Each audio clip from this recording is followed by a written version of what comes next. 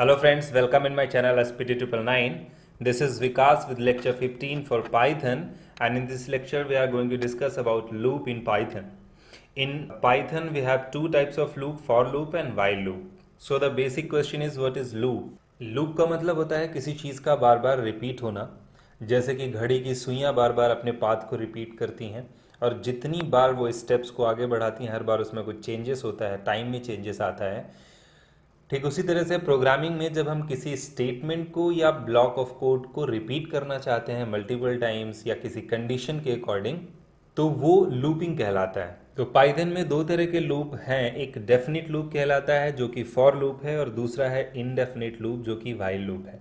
Definite loop का मतलब है लूप कितनी बार चलेगा ये हमें पहले से पता होता है, एक फिक्स रेंज है, फिक्स नंबर ऑफ टाइम्स जो कि पता है कि लूप यहाँ से यहाँ तक चलना है। जबकि इंडेफिनिट लूप में हमें पहले से ये क्लियर नहीं होता है कि लूप कितनी बार चलेगा, यानी कोई एक डेफिनिट नंबर ऑफ टाइम्स नहीं है लूप के चलने के।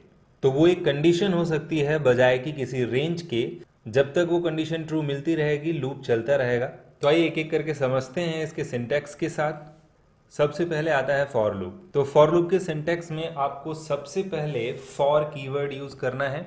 इसके बाद यहाँ पे एक वेरिएबल होगा, ये वेरिएबल लूप काउंटर वेरिएबल कहलाता है जो कि लूप को चलाने के लिए रिस्पॉन्सिबल है। यहाँ पे इन जो एक मेंबरशिप ऑपरेटर है, आपने पहले भी पढ़ा हुआ है, और ये रेंज एक फंक्शन है जिसके अंदर हम ये बताते हैं कि हमारा लूप कहाँ से कहाँ तक चलना है। तो ये पूरा इसका एक फॉर्मेट है। यहाँ पे आप इसका एग्जाम्पल देख सकते हैं। फॉर आई एक वेरिएबल हमने लिया हुआ है, इन हमने मेंबरशिप ऑपरेटर लगाया और रेंज फंक्शन में हमने बताया कि लूप को 1 से लेके 10 तक चलना है। और ये जो तीसरा आर्गुमेंट है ये बताता है कि लूप में कितने का अपडेशन होना है, यानी कितने के चेंजेस आने हैं। यहाँ पे कॉलन का साइन लगा होगा लास्ट में, यहाँ पे एक टैब स्पेस दे के आप स्टेटमेंट लिखेंगे। प्रिंट में आपने लिखा आई को हम प्रिंट कर रहे हैं। तो सबसे पहले आई की जो स्टार्टिंग होगी वो 1 से होगी, क्योंकि यहाँ पे बताया गया है स्टार्ट करो 1 से। उसके बाद इन मेंबरशिप ऑपरेटर चेक करेगा कि आई की जो वैल्यू 1 है वो क्या 1 और 10 के बीच में है, इस रेंज में आती है। अगर ऐसा है तो वो प्रिंट करेगा आई को।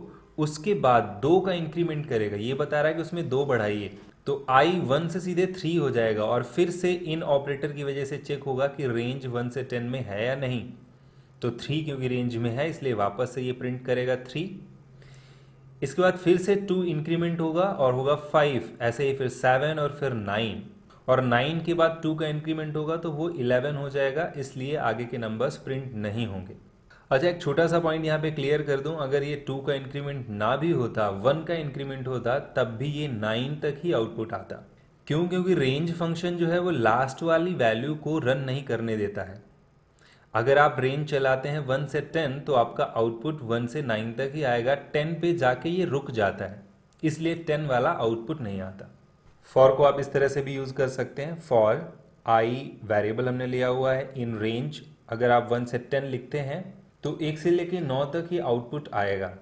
अब यहाँ पे देखिए हमने तीसरा आर्गुमेंट नहीं लिखा है कि इसमें इंक्रीमेंट कितने का होना है, तो बाय डिफ़ॉल्ट यहाँ पे 1 का इंक्रीमेंट होता है, आप लिखो या ना लिखो। अगर आपको 1 के अलावा कोई और नंबर इंक्रीमेंट या डिक्रीमेंट करना है तो वो आप यहाँ पे लिख सकते हैं। जैसे आपको घटाना है 10 से लेके 1 तक तो आप -1 लिखेंगे, एक एक करके घटाता चला आएगा। इंक्रीमेंट करना है 2 का 3 का तो आपको लिखना पड़ेगा, लेकिन अगर 1 का करना है तो लिखने की नीड नहीं है, बाय डिफ़ॉल्ट 1 का इंक्रीमेंट ये कर लेगा। अब देखिए यहाँ पे भी 10 आउटपुट में नहीं आएगा, क्योंकि मैंने बताया रेंज फंक्शन जो है वो लास्ट वाली वैल्यू को रन नहीं करता है। 10 पे पहुँच के ये रुक जाएगा, 9 तक चलेगा और 10 पे जाके रुक जाएगा। इसके अलावा आप इस लूप को इस तरह से भी चला सकते हैं, सिर्फ यहाँ पे एक आर्गुमेंट है, ये बताता है रेंज को जाना कहाँ तक है, लेकिन अगर आपने स्टार्टिंग पॉइंट नहीं बताया तो बाय डिफ़ॉल्ट ये 0 से उठाएगा। अगर आपने स्टार्टिंग बताई है तो जो बताया आपने वहाँ से लेगा, लेकिन अगर आपने नहीं बताया है, सिर्फ एंडिंग पॉइंट दिया हुआ है, तो स्टार्टिंग ये 0 से ले लेता है। तो इस बार हमारा आउटपुट जो आएगा वो 0 से लेके 9 तक होगा। आइए इस लूप का यूज़ करके कोई एक मैसेज प्रिंट कराते हैं। For I in range 1 to 10, और यहाँ पे कॉलन का साइन लगाइएगा और एंटर करके यहाँ प्रिंट, और यहाँ पे कोई भी स्ट्रिंग दे दीजिएगा। तो ये देखिए यहाँ पे 1 से लेके 9 तक लूप को चलना है 9 टाइम्स, इसलिए 9 बार यहाँ पे ये आउटपुट प्रिंट हो जाएगा। और हम लोगों ने पढ़ा था कि प्रिंट फंक्शन जो है हर बार लास्ट में लाइन चेंज कर देता है, बाय डिफ़ॉल्ट इसके लास्ट में /n है जो कि लाइन चेंज करता है। तो इसलिए ये अलग अलग लाइन में आएगा। अगर आप चाहते हैं कि आउटपुट एक ही लाइन में आए तो इसके लास्ट में एक स्विच आपको लगाना होता है एंड। ये यहाँ पे देखिए इस तरह से मैंने आपको पहले भी बताया था, एंड इक्वल साइन लगाइएगा और यहाँ पे आप जो भी लिख देंगे वो हर लाइन के लास्ट में आएगा। तो हमने स्पेस लिख दिया है तो देखिए हर लाइन के लास्ट में स्पेस आ रहा है। यहाँ पे देखिए, यहाँ पे देखिए, अगर हम यहाँ पे बिना स्पेस के रखते तो हर लाइन को ये आपस में जोड़ देता, यानी बिना स्पेस के आता। या यहाँ पे कोई कैरेक्टर या कोई और स्ट्रिंग देते तो हर लाइन के लास्ट में वो कैरेक्टर या फिर वो स्ट्रिंग प्रिंट होने लगती। और ये प्रिंट कितनी बार हुआ है? 9 टाइम्स, क्योंकि 1 से 10 तक चलना है तो 10वें में जाके रुक जाएगा तो 9 तक चलेगा। तो ये था रेंज बेस्ड डेफिनेट लूप। इसके बाद आता है इनडेफिनेट लूप यानी कि वाइल लूप, जो कंडीशन बेस्ड होता है। इसका सिंटेक्स है, यहाँ पे आपको वाइल कीवर्ड लिखना है और यहाँ कंडीशन लगानी है। कॉलन के साइन के बाद नीचे टैब स्पेस के बाद स्टेटमेंट्स लिखने हैं। एक स्टेटमेंट हो सकता है या मल्टीपल हो सकते हैं। तो वाइल को बेसिकली हम कंडीशन बेस्ड प्रोग्राम्स के लिए यूज़ करते हैं, लेकिन ऐसा नहीं है कि रेंज बेस्ड हम प्रोग्राम इससे नहीं बना सकते हैं। आप यहाँ पे देख सकते हैं कि रेंज बेस्ड जैसे हमने वहाँ पे बनाया था, एक वेरिएबल लेके उसको इनिशियलाइज कर लेते हैं 1 से। इसके बाद यहाँ पे कंडीशन दे दी है कि x लेस देन या इक्वल रहे 5 तक, तब तक इस लूप को चलना है और हम यहाँ पे प्रिंट करा रहे हैं x को। और लूप में हर बार इंक्रीमेंट कर रहे हैं 1 का। ये दोनों ही लाइंस इसी लूप के अंदर हैं। तो ये देखिए बिल्कुल रेंज जैसा हो गया कि 1 से लेके 5 तक चलना है और इसको प्रिंट होना है और हर बार एक इंक्रीमेंट होना है। बस वहाँ पे रेंज फंक्शन के अंदर था, यहाँ पे अलग अलग है। तो जो काम हम फॉर लूप से कर रहे थे वो भी हम यहाँ इससे कर सकते हैं, लेकिन जो हम इससे कर सकते हैं वो हम फॉर लूप से नहीं कर सकते। तो हम लोग वाइल लूप को कंडीशंस के साथ यूज़ करके देखेंगे जो एक्चुअल में इसका यूज़ है। फिलहाल देखते हैं मैसेज को प्रिंट करने का वही तरीका, x is equal 1, x less than equal 10। और यहाँ पे वो प्रॉब्लम भी नहीं है जो रेंज फंक्शन के साथ थी कि वो लास्ट वाली वैल्यू को रन नहीं कराता है। वाइल लूप यहाँ पे लास्ट वाली वैल्यू तक रन कराता है, यानी 10 को भी रन कराएगा तो हमारा जो आउटपुट है वो 10 टाइम्स आएगा। उसके बाद जब 11 होगी वैल्यू तब ये लूप के बाहर आएगा। तो आइए इन दोनों के ही प्रोग्राम्स बना करके चेक कर लेते हैं। यहाँ पे हमने एक फाइल बनाई हुई है xp.py नाम से और इसमें हमने फॉर लूप लगाया i in range 1 to 10। Increment हमने दिया है 2 का और i को प्रिंट करा रहे हैं। इसको सीधे रन कराते हैं। तो यहाँ पे देख पा रहे होंगे आप 1 से लेके 9 तक आपका आउटपुट आ रहा है और 2-2 के इंक्रीमेंट के साथ।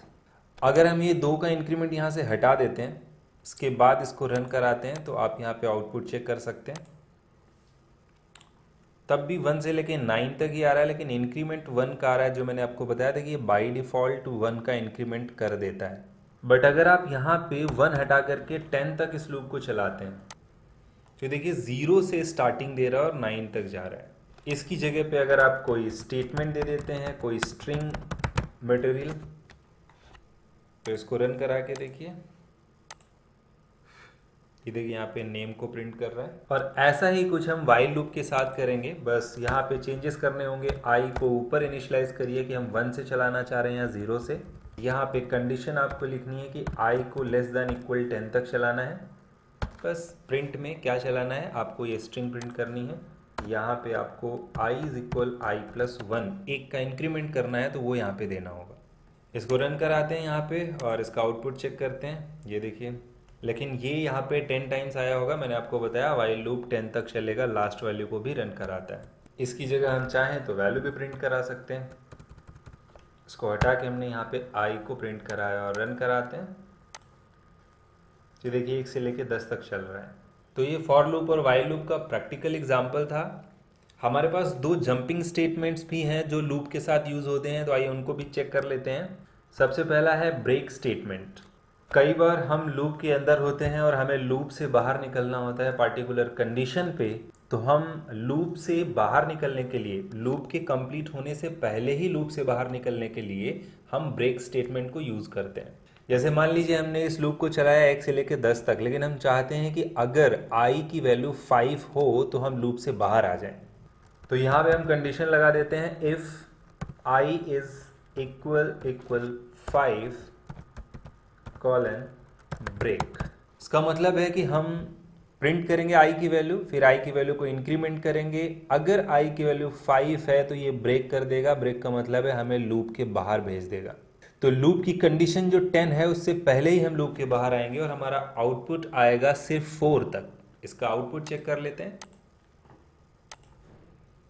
तो ये देखिए 1 से लेके 4 तक वैल्यू आ रही है और जैसे ही 5 होती है हम लूप के बाहर आ जाते हैं। ये है ब्रेक स्टेटमेंट का यूज। ऐसा ही एक जंपिंग स्टेटमेंट हमारे पास होता है कंटिन्यू। अगर हम ब्रेक हटा के यहाँ पे कंटिन्यू लगा दें तो कंटिन्यू क्या करता है कि जो वैल्यू आपने दी है कंडीशन में उसको छोड़ के बाकी वैल्यू को रन कराएगा। तो ये क्या करेगा कि अगर आई की वैल्यू 5 है तो कह रहा कंटिन्यू करो, यानी लूप को कंटिन्यू रखेगा, तो हमारा आउटपुट बिल्कुल सेम आएगा। ये देखिए 1 से लेके 10 तक। कंटिन्यू का इफेक्ट कहाँ पे दिखाई देगा?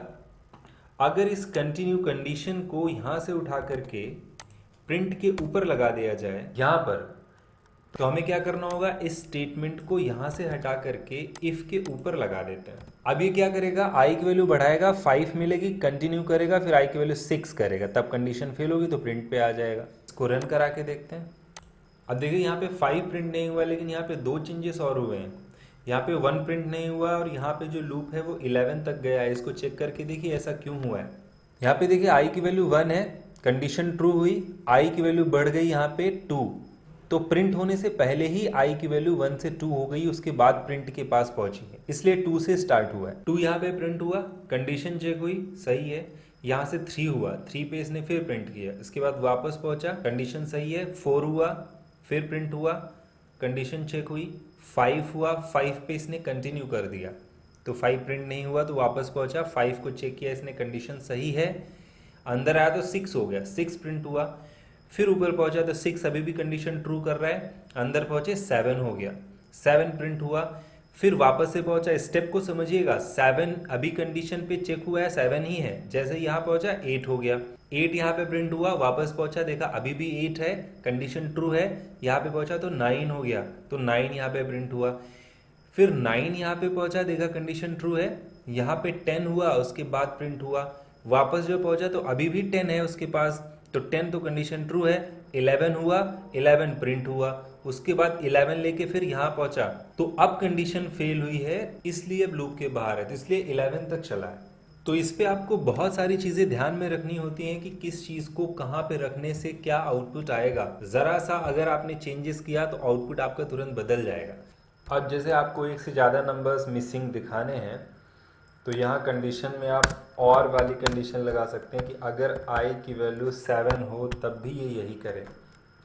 तो कह रहा है इफ़ में i की वैल्यू 5 होगी तब भी कंटिन्यू कर जाएगा, i की वैल्यू 7 होगी तब भी कंटिन्यू कर जाएगा। ऐसे आप जितने नंबर्स चाहें वो दे सकते हैं। रन कराइए यहाँ पे, देखिए 5 मिसिंग है और 7 मिसिंग है। सो फ्रेंड्स, ये फॉर लूप और वाइल लूप हम लोगों ने समझा, साथ में ब्रेक और कंटिन्यू स्टेटमेंट्स भी समझे। नेक्स्ट लेक्चर में हम लोग 15 प्रोग्राम्स देखेंगे फॉर लूप और वाइल लूप का यूज करके, जो बहुत ही पॉपुलर बने हुए प्रोग्राम है। So see you next lecture with 15 programs. You can contact me for any type of doubt और क्वेश्चन। Thanks for watching.